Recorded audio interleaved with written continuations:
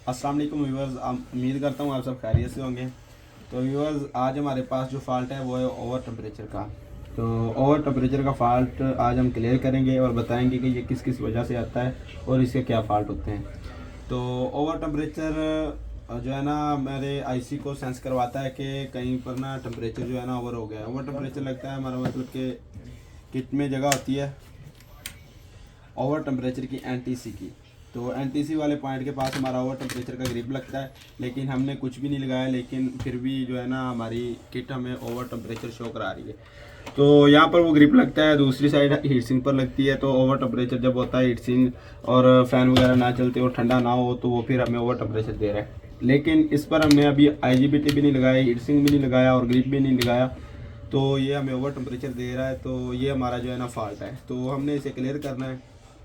ये फॉल्ट अक्सर औकात जो है ना हमारा जो LM393 हो ये ख़राब हो तब भी आता है। यहाँ दो की कार्बन है, दो के साथ की, तो इसकी वजह से भी आता है। और ये 1.5 के कार्बन है जो रेजिस्टेंस है, इसकी वजह से भी आता है। दूसरी वजह हो सकती है यहाँ पर कोई जो है ना ये एनटीसी के पॉइंट है, तो यहाँ पर कोई टांका जुड़ा हो सकता है या आपस में कोई मतलब कार्बन शार्ट हो सकती है, पीएफ शार्ट हो सकता है ओवर टेम्परेचर वाले सेक्शन में, तो उसकी वजह से भी ओवर टेम्परेचर आता है। दूसरी बात ये हमारी सीधी लाइन जा रही है आईसी के अंदर और ये वाली पिन पर जो है ना हमारा आईसी सेंस करता है कि ओवर टेम्परेचर हो रहा है कि नहीं हो रहा। तो ये भी अगर कट हो तो इसकी वजह से भी जो है ना ओवर टेम्परेचर आता है। तो ये 3-4 तरह के फॉल्ट थे ओवर टेम्परेचर में जिसकी वजह से जो है ना ओवर टेम्परेचर आता है। तो वो मैंने आपको बता दिया। अब मैं बताऊंगा इसका हल। इसका हल सिंपली आपने चेक करना है, ये जो हमारा LM393 लगा हुआ है हमने इसे चेक करना है ये हमारा ख़राब तो नहीं है। अगर ये ख़राब है तो हम इसे चेंज कर देंगे और देखेंगे कोई टांका तो नहीं टच हो रहा है। अगर कोई टांका टच हो रहा है तो हम उसे जो है ना खोल देंगे, या कोई मतलब प्रिंट टच हो रहा है आपस में तो वो भी हम ना खाली कर देंगे। तो मैं इसे चेक कर लेता हूँ LM393 को कि क्या इसकी वजह से फॉल्ट तो नहीं आ रहा। तो जो हमारा LM393 है वो भी ठीक है बिल्कुल, और जो हमारे प्रिंट है वो भी ठीक है। और ये वाली लाइन आपने मीटर को बीप पे करके चेक करना है, शार्टिंग वगैरह जो भी चेक करनी हो आपने बीप पे करके इसे चेक करना है। तो ये हमारा ये प्रिंट भी ठीक है, जो बिल्कुल ठीक काम कर रहा है। तो फिर हमारा देखेंगे कि हम फॉल्ट किस जगह आ रहा है। तो ये 10 UF का कैपेसिटर ये भी हमारा जो है ना ओवर टेम्परेचर पर लगा हुआ है और ये भी नहीं बोल रहा। देखें अभी हर सब कुछ इसका ठीक है। कभी कभार ऐसे फॉल्ट आ जाते हैं कि सब कुछ ठीक जो है ना आपको शो नहीं हो रहा होता कि क्या चीज़ ख़राब है हमारी जिसकी वजह से हमें ना ये फॉल्ट आ रहा है। सब कुछ ठीक है, प्रिंट भी ठीक है, आईसी भी हमारा ठीक है, LM393 398 भी ठीक है, और यहाँ कार्बन जो लगी है वो भी ठीक है, कोई टच भी नहीं हो रहा प्रिंट, फिर भी हमें ओवर टेम्परेचर का फॉल्ट आ रहा है। तो अक्सर औकात तो कोई चीज़ ख़राब होती है जिसकी वजह से फॉल्ट आता है, लेकिन इसमें सब कुछ ठीक है फिर भी फॉल्ट आ रहा है। तो अभी मैं इसको क्या करूँगा, मैं सीधा सा जो है ना अक्सर औकात ज़्यादातर फॉल्ट जो है ना इसी 10 UF कैपेसिटर की वजह से आते हैं।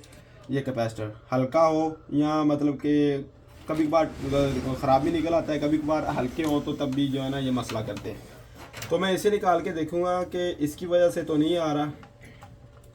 ये अब मैंने सिंपली इसे चेंज करना है, चेंज करके देखता हूँ इसकी वजह से हमारा ओवर टेम्परेचर तो नहीं आ रहा था। यहाँ लगाए ना लगाए कोई मसला नहीं है, अगर आपने ओवर टेम्परेचर सेंस नहीं लगानी तो यहाँ 10 UF का कैपेसिटर लगा भी ले फिर भी कोई मसला नहीं है, ना भी लगाएं फिर भी कोई मसला नहीं है।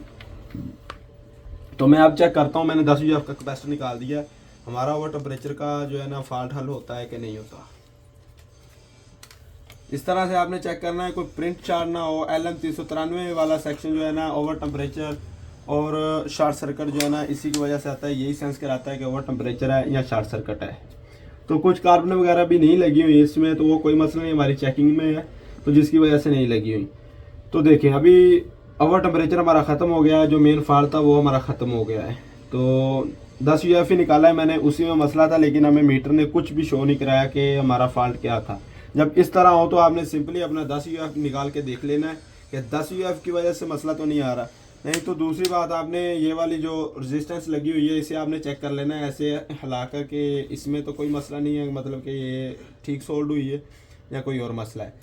तो ओवर टेम्परेचर का यही सिंपल सा फॉल्ट होता है। तो लोग क्या करते हैं, कार्बनेट चेंज कर देते हैं, रेजिस्टेंस से बदलते रहते हैं, LM393 चेंज करते रहते हैं, आईसी चेंज करके देख लेते हैं, और जो मेन फॉल्ट है उसकी तरफ जाते नहीं है। तो ज़्यादातर ये फॉल्ट ये इसी 10 UF कैपेसिटर की वजह से आता है। तो इस किट में एक दो और फॉल्ट है, इंशाल्लाह ताला अगली वीडियो में आपको वो भी क्लियर करेंगे। इस वीडियो में यही था कि ओवर टेम्परेचर को हमने डिस्कस करना था, तो वो हो गया इंशाल्लाह ताला। आपको अगर इसके अलावा कोई प्रॉब्लम आए तो आप हमें कमेंट में बता सकते हैं कि हमें इस तरह का मसला आ रहा है, हम उसके रिलेटेड वीडियो बना देंगे और आपको इंशाल्लाह ताला समझा देंगे।